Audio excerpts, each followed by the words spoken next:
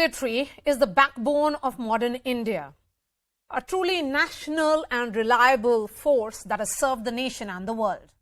From defending our borders, peacekeeping missions, transporting vaccines, to defending and saving the Aam Aadmi from the fury of Mother Earth and nature within the country and beyond borders, the Indian forces have been saviors to billions around the globe. But beyond the heroes and martyrs who sustain the spirit of the military, there are hidden figures, integral and inspirational cogs of the vast infrastructure that sustain this humanitarian and life-saving machine. They are the women of the military who have spread and excelled in multiple branches, making the nation proud with their service. Joining today are 5 such women exemplifying the Nari Shakti that powers New India. Joining me on the show are Captain Shiva Chauhan. She's deployed in Siachen. She joins me live from there. We have Major Ruchi Agarwal, deployed in Congo as part of the UN peacekeeping forces. Captain Diksha, medical officer with Para Special Forces Unit. She's joining me from Clement Town in Uttarakhand. Major Beena Tiwari, of course, part of Operation Dost, which happened in Turkey. We also have Major Abhilasha Barak, Army aviation pilot serving in Jammu and Kashmir. Major Barak, I'm going to begin with you. Being posted in a turbulent region of the world with decades of conflict, what is the experience like? I've been serving in Kashmir Valley since July 2022, being in an area where there is counter-insurgency and counter-terrorism operations happening every second, every given moment of the day. So it calls for duty 24/7. We have to be battle ready 24/7 and we have to get airborne within 5 minutes. So there is no time for preparation. You need to know the valley like your backyard, at the back of your head. So it is a very active role that we are playing. Captain Chauhan, I can see you all packed up. Tell us about your own journey in the forces and when you got posted there. I got posted here. I came on the post on 2nd of January, ma'am. Before that, I had to undergo training in Siachen Battle School in base camp, ma'am. The training was of 28 days. And the duration of the posting is of 3 months, ma'am. I have completed 2 months. And regarding this journey, it is the most memorable journey of my life, ma'am, with many of the excitements and the sense of responsibilities and anxiety of unknowns. I got to learn many of the operation and the tactical aspects of the other arms which are deployed in this terrain, ma'am. Coming to you, Major Tiwari, you became the face of Operation Dost. That picture that went viral was of you, a lady hugging you and telling something in your ears. What was she telling you? Actually, that was our second day at that hospital setup of ours in Turkey. It was in Hatay. So patients started rushing in, and there were so many patients coming, and they were all happy to see our hospital setup, and they were kind of very thankful to us for help, for coming for them and helping them in their tough times. So she was there. She was very overwhelmed with our gesture and with the treatment that we were providing them. And she just thanked me, and she was kissing me, and she was through a translator only, I got to know that she's saying that she's very thankful and stay here, stay with us. And that is all that she was saying. And she just gave me a kiss for that. Now I'm going to go to Congo, where Major Ruchi Agarwal is joining us. It is a very special moment where women are working in roles which are not seen as women-friendly, which were largely seen as a male bastion for the longest time. How is it working in an infantry unit in a foreign country? We are working alongside infantry. Definitely, I'm not part of the infantry right now, but yes, my team is working alongside infantry in a supportive role, not in a direct combat role altogether. So definitely the experience has been quite exceptional and quite extraordinary in its own way. I have being from my own corps, yes, definitely I have had an exposure interacting with the officers from infantry and other arms as well. but then working so closely with them, and that this the first time that yes, I have worked so closely with them. So you can say that definitely initially we had some amount of time spent in the integration, but we very quickly adapted and we started working as a collective force here towards a common goal as peacekeepers. And I'm really fortunate that I have been attached to a battalion which has provided extensive support to me and uh, assisted us in quickly adapting with their environment, and they too adapted with us, and together we are happy that we are working for a goal that we are meant to do, like we are ordained to do here. Captain Diksha, you are the first women officer in Special Forces. There is always a lot of prestige and responsibility that is attached to being a first. What does this achievement mean for you? It has been a very eye-opening experience for me. As I'm from a civil background, I didn't have much knowledge about Indian Army. However, my deployment in the field, it made me understand the challenges the soldiers face in those difficult terrain and locations. And from there, I was motivated to join the paratroopers forces. I did my probation in Agra, and then I got selected for SF unit. This is really, it gives me a sense of achievement in my everyday work life. Absolutely. Major Abhilasha, being a combat aviation pilot, give us a sense of your operation. When did you decide to take this journey, when you could have chosen perhaps an easy route of being a commercial pilot? See, coming from a military background, I always wanted to be in the Indian Army. And initially, I wanted to be in the Indian Air Force because I always wanted to fly. I always thought, why walk when you can run, and why run when you can fly? Absolutely. So aviation was always a passion. And being in the Indian Army and flying, one of the best state-of-art equipment, there's nothing more to it. Okay, Captain Shiva, tell us more about being deployed there. What is the life like in Siachen for women in particular? Does it get tough for you, or are you one of those who feel that women are very strong mentally and physically, and when they face challenges, they only perform better? The requirement of army is something different, ma'am. We have to be both mentally and physically robust to serve in such type of terrain, ma'am.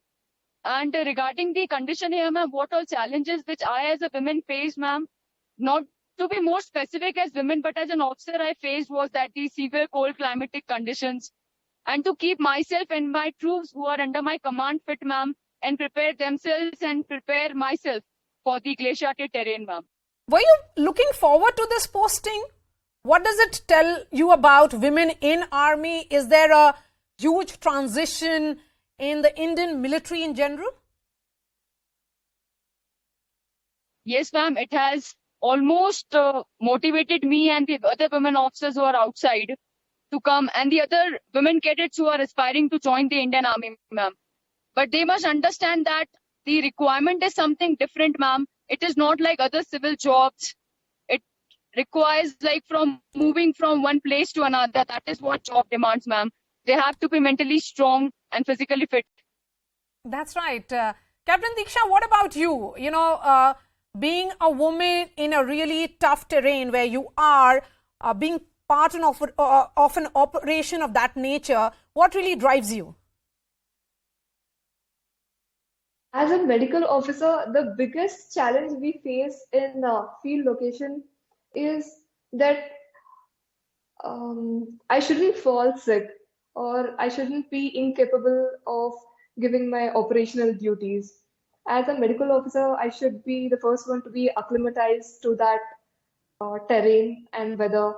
And I should be operationally active always and every time because I have to look after my men. And even administratively, we should have all those resources available. As a as a female officer, I would say yes, we'll have some additional challenges like menstrual cycles. With some additional resources and determination, I would say we can overcome any challenges. Major Ruchi, what about challenges that are associated with where you are in Congo? In Congo, the terrain has slight challenges in the way that when we are functioning here, we are in a foreign soil, so it is unlike our own land where we are familiar with the area. And more so when we are when I'm functioning with infantry here, though I'm in a supportive role, and their role is more, it is a combat role for them.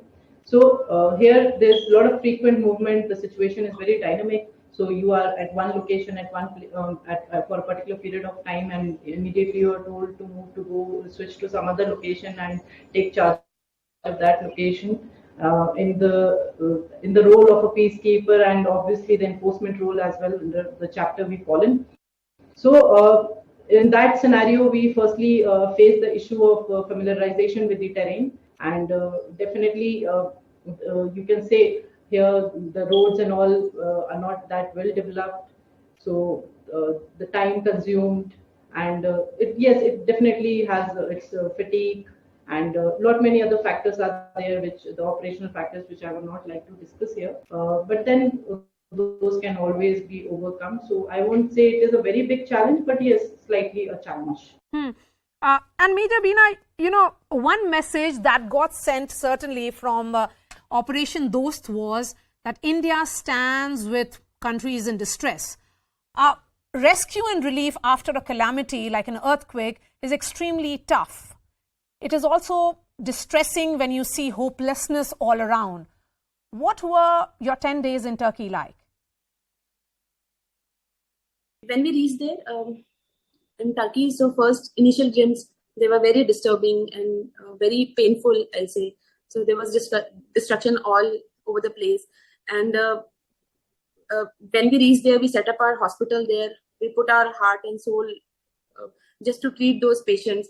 And suddenly our place, because when we started our hospital there, initially patients were less in number. So gradually they came to us and they saw our hospital setup, they saw the kind of treatment we were providing to them, and they spread the message to others also. And then patients started rushing in, and almost like there was no stopping after that.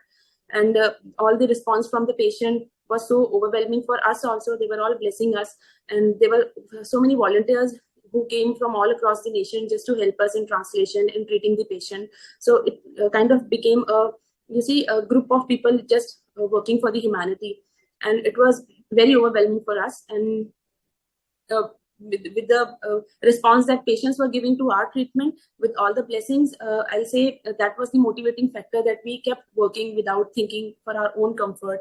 And that's how we were working for 10 days. We saw almost around 3,600 patients, and we were like initial 3-4 days there was no resting in between. And after that we started taking turns, like all the doctors, they divided their duties and we started taking turns. And in all of that, our hospital was running 24/7. I'll just say that. Yes, of course, there was a visible respect towards India for being the first responder. Major Ruchi, what is the response you get when you interact with people in Congo? People here actually, they have a lot of respect for the Indian peacekeepers. And when my team, like I am part of the female engagement team, so my role is more to go and interact with the local population here. And they actually look up to us. So the affection you get and the faith they instill in you, that is actually fills you with immense gratification, both personally as well as professionally.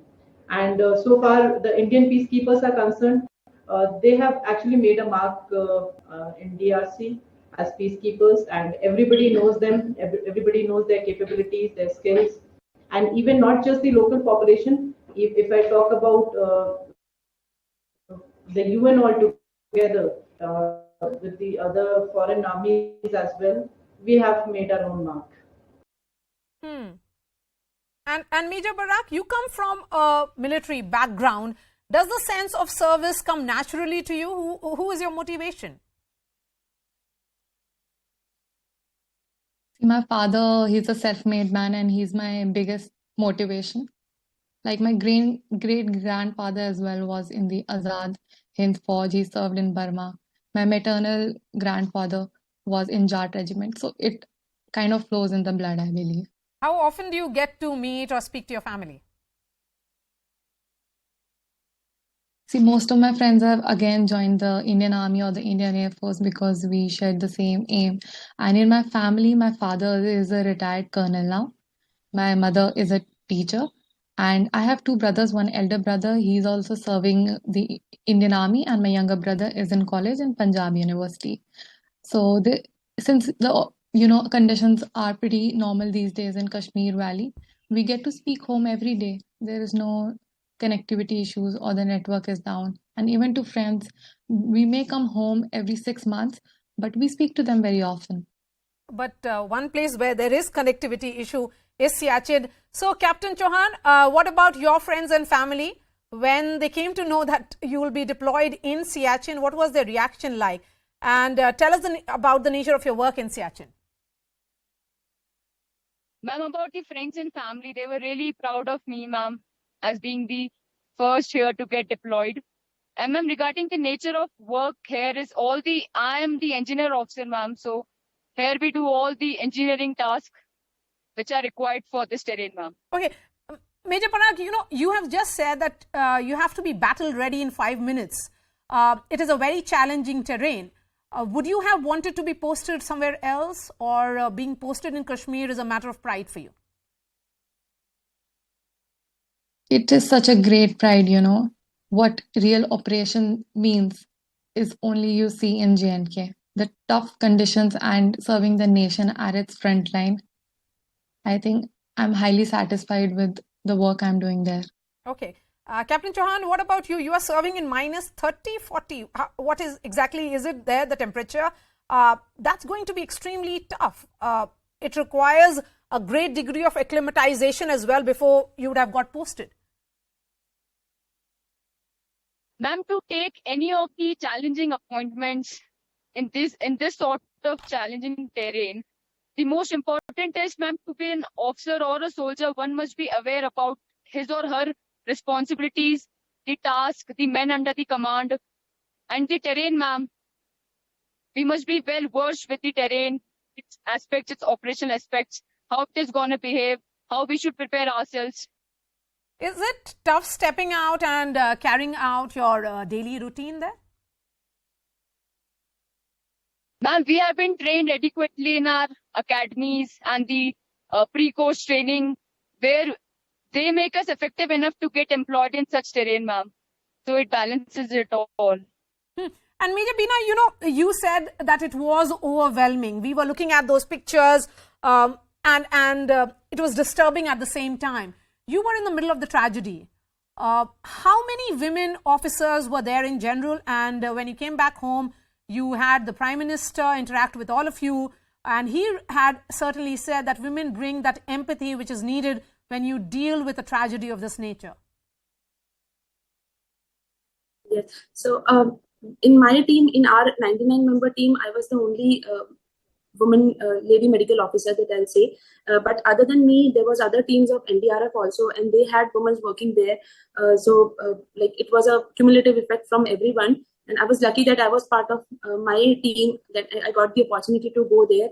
And usually you see, in a hospital setup or anywhere you go, females are usually, they are more comfortable telling their problem to a lady officer because they are more comfortable and they can share their problems without hesitation. So in that part, I was kind of very lucky to help them, to assist them in so many female patients in a medical term. Comment on this, Major Barak. These roles that all of you are, once upon a time were largely male-dominated spaces, but all of them have opened up by the army to women. How do you feel about that? Absolutely. Recently they opened up the doors of NDA to women. It is such a great historic decision, Even recently when the flying was opened up in army aviation for women. So the society is changing, the generation is changing, and they're recognizing us at every step. And Captain Chauhan, you're the only woman who's posted there. How many men are there, and does being the only woman make it special, or is it more tough? Ma'am, regarding my male counterparts who all are there, ma'am, they are very cooperative and welcoming. And it is I guess if I'm here, it is the support of the Fire and Fury Corps, the Siachen Brigade, the faith and the support from my Surasu Engineer Regiment, ma'am. All the male counterparts, the officers, the soldiers who are deployed here with me, they all are very welcoming and supportive in each and every respect, ma'am. And ma'am, regarding my routine, ma'am, here are the many engineering tasks which we have to perform. We have to stand on ground and work with the men. I have just enough time now for Captain Diksha and a couple of more questions for others. Captain Diksha, do you think it takes a lot being women and being fearless at the same time? Although I met a lot of women at INS Hansa recently, where I traveled for a show, and they had the same very strong sentiment of serving the nation. I wanted to do something that would make a difference. I wanted something challenging and unique. And I wanted to give back to the nation. I wanted to make a difference in the nation. I wanted to serve our motherland. That is the driving force. It always keeps me going. And what about you, Major Ruchi? What will be your message to all young girls who want to break that glass ceiling? Army definitely is progressing, and whatever bastions have been broken so far. So every small step is like a milestone being hit, and when we are hitting those milestones, it definitely fills you with immense pleasure, immense pride. But then at the same time, there are enormous challenges that come with it. You have to prove yourself. You have to prove your mettle here. You cannot lower your standards. You cannot just not meet the expectations of the organization and what that particular role expects out of you. So I personally feel, yes, apart from the respect and pride and the opportunities that we have been fighting for, we also have to equally prepare ourselves to meet those challenges to the level that the organization demands. And that is where we are talking about when we talk about parity. It is not just giving us an opportunity for parity. It is all about coming up to the standards as well. And Major Tiwari, overall, when you look at your own journey in the Indian Army, is there satisfaction, or are there any more glass ceilings you want to break? I joined Indian Army because it was my ambition. I'm a third generation Fauji. I belong to an army family, I'll say. I grew up in that environment. So from the very start in my school journey also, my only aim was to be in army, be it as a doctor or in any other arms. So I'll say that after joining Indian Army, after my graduation, when I joined it, from that time to till now, I've been very satisfied with the organization, and I'm getting whatever I thought of, like whatever I thought I'll do in army. I have experienced all of that. So I don't see there's any loophole, because you see, Indian Army is very dedicated to their women officers, and they provide them with all the comfort, and they make sure that no privacy of theirs is breached, and they take care of their women officers very, I'll say, very nicely. So I have never felt anything is required. Like they are already doing a lot for us. So there's nothing else is required. There's no loophole in Indian Army as such, even if I can think of. Sometimes because we chose this profession, and Indian Army, in army, you see, we have to. Sometimes we get deployed to some locations, some remote areas, field areas, where we have to face some challenges, but we are aware of that because we chose this profession. So we are aware how to handle that. And other than that, as a lady officer, just to make sure that their privacy is not breached, that is being taken care by the Indian Army. So. And Major Barak, I'm going to give you the last question. What is going to be your message to all those young women who want to follow in your footsteps, and perhaps do something that they will get a chance to be posted in Jammu and Kashmir? Oh, thank you so much. I would just like to say to follow your passion, be it anything. And it is not difficult once you know what you want in life, then the hard work follows. You can achieve anything and everything. You have to make choices and grab every opportunity. So just keep going. So thank you so much for your time, Captain Shiva Chauhan, Major Ruchi Agarwal, Captain Diksha. We also had Major Beena Tiwari and Major Abhilasha Barak. Thank you for sharing your experiences and your life stories. That's all from me. Thanks so much for watching.